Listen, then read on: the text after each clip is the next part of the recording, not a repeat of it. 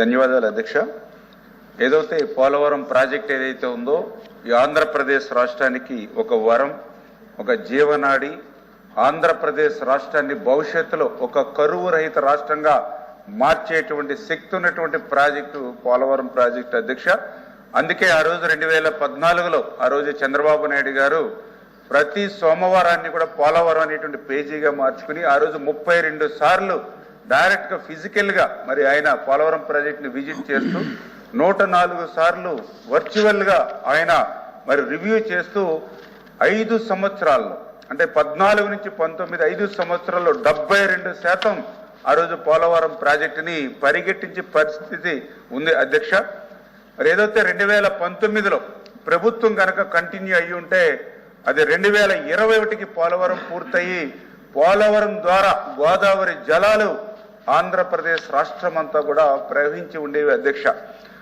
ఏదైతే దురదృష్టవశాత్తు ప్రభుత్వం మారడం ద్వారా ఆ యొక్క పోలవరం ప్రాజెక్టు పూర్తవడం మాట అటుంచి ఆ రోజునటువంటి ముఖ్యమంత్రి జగన్మోహన్ రెడ్డి గారి విధ్వంసానికి పోలవరం ప్రాజెక్టు ఎప్పుడు పూర్తవుతుందో తెలియనిటువంటి పరిస్థితి, ఒక ప్రశ్నార్థకం చేసేసినటువంటి దుస్థితి గత 5 సంవత్సరాల పాలనలో మేము చూసినటువంటి పరిస్థితి అధ్యక్ష. ఇది ఒక రకంగా పోలవరానికి ఒక నష్టం. రెండవది ఏదైతే గౌరవ సభ్యులు ఏదైతే ప్రశ్న అడిగారో అది రెండవది, అంటే ఏదైతే పోలవరం ప్రాజెక్టుకి సంబంధించి ప్లస్ 45.72 అంటే ఫుల్ రిజర్వాయర్ లెవెల్ ఏదైతే ఉందో ఆ యొక్క 45.72 ఫుల్ రిజర్వాయర్ లెవెల్కే పోలవరం ప్రాజెక్టు ఈ రోజు కాదు అధ్యక్ష. ఆ రోజు చెన్నారెడ్డి గారు శంకుస్థాపన చేసిన దగ్గర నుండి మరి ఏదైతే రాజశేఖర్ దగ్గర నుంచి చంద్రబాబు నాయుడు గారి దగ్గర నుండి ఎంతమంది ముఖ్యమంత్రులు మారినా ఎన్ని ప్రభుత్వాలు మారినా ఏదైతే చాలా క్లియర్ గా ఆ 45.72 ఫుల్ రిజర్వాయర్ లెవెల్ అనేది అది పోలవరం ప్రాజెక్టుకి, అంటే అది కూడా మనం కూడా చెప్పడం కాదు, చాలా క్లియర్ గా గోదావరి వాటర్ డిస్ప్యూట్స్ ట్రిబ్యునల్ ఏదైతే ఉందో వాళ్ళు కూడా 150 FRL కి వాళ్ళు కూడా ఆమోదించడం జరిగింది అధ్యక్ష.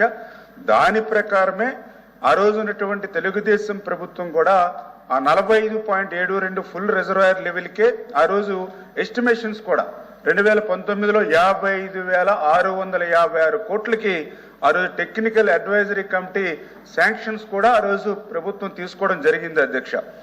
అయితే దురదృష్టవశాత్తు ప్రభుత్వం మారిన తర్వాత ఆ రోజు ఇచ్చినటువంటి జగన్మోహన్ రెడ్డి గారు మరి ఏదైతే 10/1/2022 తేదీన ఏదైతే 41.15 వరకు కూడా మరి యొక్క రిజర్వాయర్ ని వాటర్ నింపడం ద్వారా 30,436 కోట్ల రూపాయలు వస్తే ఈ పనులన్నీ కూడా పూర్తి చేసుకోవచ్చని ఏదైతే ఆయన లేఖ రాశారో దాని ద్వారా పోలవరం ప్రాజెక్టు మరి ఎత్తు విషయంలో అనుమానాలు అనేవి రావడం జరిగింది అధ్యక్ష. ఎందుకంటే ఆ రకంగా 41.15కే కన్ఫర్మ్ అయితే పోలవరం ప్రాజెక్ట్ అనేది ఒక బ్యారేజీ లాగా మారిపోయేటువంటి పరిస్థితి అధ్యక్ష. పోలవరం ఏదైతే ఆ యొక్క 41.15కే కన్ఫర్మ్ అవుతే అందులో స్టోరేజ్ వాటర్ కేవలం 109 TMCలు మాత్రమే దాని కెపాసిటీ ఉంటుంది ఆ లెవెల్కి. అది డెడ్ స్టోరేజ్ అవుతుంది అధ్యక్ష.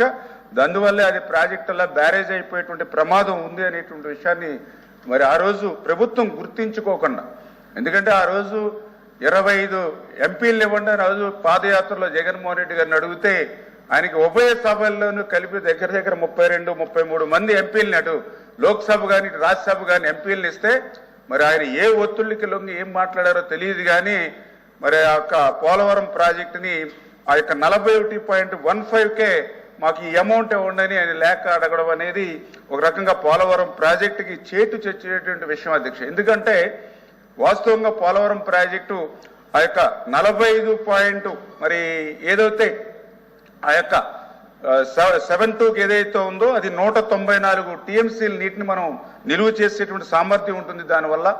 అదేవిధంగా 322 TMCలు నీరుని మనం యూటిలైజేషన్ చేసుకోవడానికి అవకాశం ఉంటుంది అధ్యక్ష.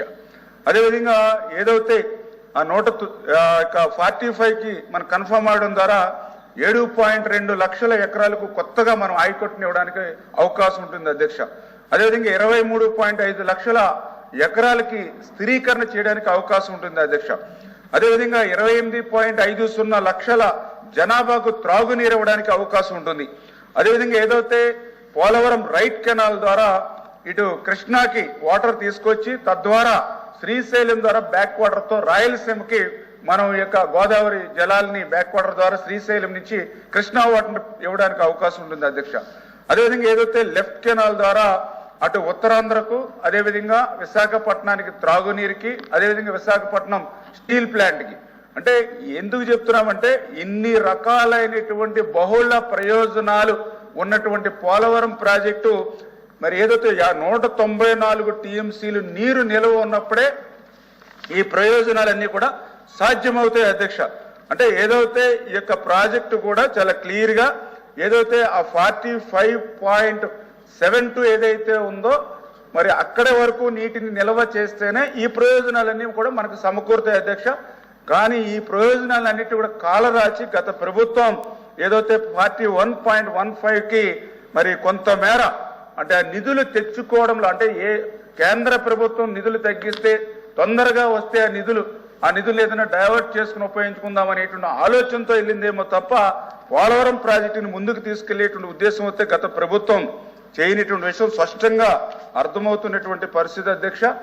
ఎందుకంటే వాళ్ళు గత ప్రభుత్వంలో కూడా చూస్తే ఏదైతే పోలవరం విషయంలో ఎందుకంటే మేము కూడా ఆలోచన చేశాం, ఎందుకు ఇట్లా అనాలోచితంగా అధికారులను కూడా అడిగాం మేము, ఎందుకు మీరు 2022లో 41.15కి ఎందుకు మీరు లెటర్ రాయవలసి వచ్చింది, మీకు అవసరం ఏంటంటే వాళ్ళు కూడా మరి నీళ్లు నమిలినటువంటి పరిస్థితి.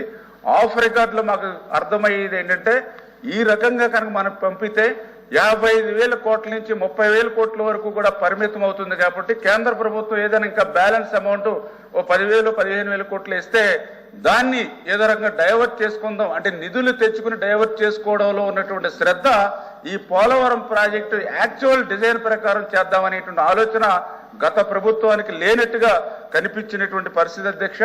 ఎందుకంటే ఆ అభిప్రాయం కూడా మాకు ఎందుకు వస్తూ ఉందంటే ఏదైతే ఆ యొక్క పోలవరం నిధులు ఏదైతే కేంద్ర ప్రభుత్వం రీఎంబర్స్మెంట్ చేసిందో దాన్ని కూడా దారి మళ్లించింది గత ప్రభుత్వం. ఎందుకంటే ఆ రోజు చూస్తే చాలా క్లియర్ గా ఏదైతే 2014-2019 5 సంవత్సరాల్లో పోలవరం ప్రాజెక్టుకి ఆ రోజు ఉన్నటువంటి తెలుగుదేశం ప్రభుత్వం 11,762 కోట్లు ఆ రోజు మరి ఖర్చు పెట్టడం జరిగింది అధ్యక్ష. ఆ రోజు ఉన్నటువంటి కేంద్ర ప్రభుత్వం మరి ఇచ్చింది 6,764 కోట్లు అధ్యక్ష. అంటే ఆ రోజు కొత్తగా ఏర్పడినటువంటి రాష్ట్రం, లోటు బడ్జెట్ ఉన్నటువంటి రాష్ట్రం అయినప్పటికీ కూడా కేంద్రం ఇచ్చేటువంటి నిధుల కోసం ఎదురు చూడకుండా రాష్ట్ర ప్రభుత్వమే తన బడ్జెట్ నుంచి నిధులు ముందుగా ఖర్చు పెట్టి పోలవరాన్ని పూర్తి చేయాలనేటువంటి ఆలోచనతో ఆ రోజు రాష్ట్ర ప్రభుత్వం పనిచేస్తే మరి ఏదైతే తర్వాత వచ్చినటువంటి ప్రభుత్వం మరి ఏదైతే ఇది ముఖ్యమైనటువంటి విషయమే అధ్యక్ష. ఎందుకంటే వాస్తవాలు శాసన మండలి ద్వారా కానీ శాసనసభ ద్వారా కానీ ప్రజలకు కూడా తెలుసుకోవాల్సినటువంటి అవసరం ఉంది. ఈరోజు గౌరవ ఏదైతే ప్రతిపక్ష సభ్యులు కూడా ఉంటే వాస్తవాలు కూడా వాళ్ళు కూడా అర్థం చేసుకునేటువంటి అవకాశం ఉండేది అధ్యక్ష. షార్ట్ డిస్కషన్ ఎందుకంటే ఏదైతే 2019-2024 వైసీపీ ప్రభుత్వంలో వాళ్ళు ఖర్చు పెట్టింది అధ్యక్ష 4,167 కోట్లు అధ్యక్ష ఆ రోజు 5 సంవత్సరాల్లో. మరి వాళ్ళకి కేంద్రం నుంచి వచ్చింది 8,382 కోట్లు అధ్యక్ష. అంటే గత తెలుగుదేశం ప్రభుత్వంలో ఖర్చు పెట్టినటువంటి అమౌంట్ మరి వైసీపీ ప్రభుత్వంలో వస్తే ఆ డబ్బులు కూడా పోనీ కనీసం పోలవరానికి ఖర్చు పెట్టకుండా మరి 3,385 కోట్లు ఏదైతే ఎక్సెస్ గా గత తెలుగుదేశం ప్రభుత్వం వచ్చిన అమౌంట్ కూడా వీళ్ళు డైవర్ట్ చేసేసినటువంటి పరిస్థితి ఆ రోజు ఉన్నటువంటి పరిస్థితి అధ్యక్ష. డిబేట్ అయిపోతున్నారు మంత్రి గారు. డిబేటే కదా సార్, వాస్తవాలు సార్. ఎందుకంటే ప్రశ్న ఎత్తుకు సంబంధించి అదే సార్, దానికి సంబంధించి చాలా క్లియర్ గా అంటే చెప్పండి సార్, మీరు చెప్పండి, నేను మళ్ళీ మీకు కూడా ఆన్సర్ ఇస్తాను. మీరు కావాలంటే దీనికి ఏమైనా షార్ట్ డిస్కషన్ పెట్టండి మొత్తం పోలవరం మీద. కానీ ఇక్కడ అడిగిన ప్రశ్న ఏంటంటే పోలవరం ఎత్తు తగ్గించిన మాట వాస్తవా, దాని సామర్థ్య వివరాలు నిల వివరాలు దానికి సప్లిమెంటరీ గాని. ఎందుకంటే పోలవరం ఎత్తుని తగ్గించడం వాస్తవమే, ఆ రోజు ప్రభుత్వం చేసినటువంటిదని దానికి ఆన్సర్ ఇచ్చాం. కానీ ఆ ప్రభుత్వం ఏ ఉద్దేశంతో ఇచ్చింది అనే దానికి కూడా మనం ఆన్సర్ ప్రజలకు ఇవ్వకపోతే ఆ ప్రభుత్వ ఉద్దేశం ఏంటనేది కూడా తెలియజేయాల్సిన బాధ్యత కూడా గౌరవ మంత్రివర్యులుగా మా మీద కూడా ఉంది. అంటే ఈ నిధుల మీద ఉన్నటువంటి శ్రద్ధ పోలవరం పూర్తవడంలో లేదనేటువంటి విషయానికి లాస్ట్ గవర్నమెంట్ చేసినటువంటి తప్పిదాలని ఈవేళ గౌరవ సభ ద్వారా ప్రజలకు తీసుకొచ్చేటువంటి విషయంలో చేస్తున్నారు అధ్యక్ష. అంటే ఎందుకంటే ఇది పోలవరం ప్రాజెక్టు పూర్తవుతాను ఇప్పుడు మీరు కూడా మన గోదావరి జిల్లాకు సంబంధించినటువంటి సభ్యులు ఈ రోజు కూడా 13 లక్షలు 12 లక్షల క్యూసెక్కుల నీరు ఈవేళ వృధాగా సముద్రంలోకి పోతూ ఉంది. సముద్రంలోకి పోతే పర్లా ఈ రోజు మన గ్రామాలన్నీ కూడా నీటిలో మునిగి ఉన్నాయి. అదే పోలవరం ప్రాజెక్టు పూర్తయి ఉంటే ఆ ఫ్లడ్ మేనేజ్మెంట్ కూడా మనం చేసుకుని ఉండేవాళ్ళం. ఇవాళ వరద నివారణ కూడా జరిగి ఉండదు. ఈవేళ మీ గ్రామాలు మా గ్రామాలు కూడా ఆ ఫ్లడ్ నుంచి కూడా బయటపడి అంటే ఇంత బహుళ ప్రయోజనాలు ఉన్నటువంటి ప్రాజెక్టు కాబట్టి మన సమయం విలువైనటువంటి విషయం కాబట్టి ఒక 2 నిమిషాలు దీని మీద చర్చించినా కూడా ప్రజలకు వాస్తవాలు తెలుస్తాయి అధ్యక్ష. దయవించి ఒక 2 నిమిషాలు, ఎందుకంటే ఇప్పుడే గౌరవ సభ్యులు కూడా అడగడం జరిగింది అధ్యక్ష. ఏదైతే మన వెంకటేశ్వరరావు గారు అదేవిధంగా మరి గౌరవ సభ్యులు రామారావు గారు ఇది కూడా ఏదైతే పునరావాసం గురించి కూడా చెప్పడం జరిగింది. ఖచ్చితంగా ఈ ప్రభుత్వం పునరావాస విషయంలో కూడా ఎందుకంటే మేము కూడా ఒక మోరల్గా కమిట్ అయి ఉన్నాం. ఎందుకంటే నేను కూడా గతంలో 30 రోజుల నుంచి కూడా అధికారులతో కూడా మాట్లాడుతున్నప్పుడు కూడా చెప్తూ ఉన్నాం పోలవరం ప్రాజెక్టు నిర్మాణం ఎంత అవసరమో అదే సమయంలో నిర్వాసితుల బాధ్యత కూడా అంతే అవసరం. ఎందుకంటే నిర్వాసితులు ఎవరి కోసం ఇచ్చారు అధ్యక్ష? వాళ్ళ భూములు ఈ రాష్ట్రం కోసం ఇచ్చారు, రైతుల కోసం ఇచ్చారు, త్యాగం చేశారు నిర్వాసితులు. అందుచేత ఖచ్చితంగా ఎన్డీఏ ప్రభుత్వం ఏదైతే మాది ఉందో ఖచ్చితంగా ప్రాజెక్టు నిర్మాణం ఎంత సీరియస్ గా తీసుకుంటామో అట్ ద సేమ్ టైం నిర్వాసితులకు సంబంధించి R&R ఏదైతే ప్యాకేజ్ ఏదైతే ఉందో వాళ్ళు ఫుల్ ఫ్లెడ్జెడ్ గా అందించి, ఎందుకంటే గత ప్రభుత్వంలో కూడా చూసాం ఏదైతే ఆ గోదావరి వరదకి ముంపుకు గురవుతే వాళ్ళకి కనీసం మంచినీళ్ళు ప్యాకెట్లు కూడా ఇవ్వలేనిటువంటి స్థితిలో ఆ నిర్వాసితులు కొండల్లోనూ గుట్టల్లోనూ తలదాచుకునే పరిస్థితి ఉంది అధ్యక్ష. అందుచేత వాళ్ళు కూడా రోడ్డుకి నిరసన చేశారు. ఏదైతే మేము తెలంగాణలోకి మళ్ళీ తిరిగి కలిపేయండి మా ఆంధ్రాని అనేటువంటి పరిస్థితి ఆ రోజు గత ప్రభుత్వంలో ఉంది సార్.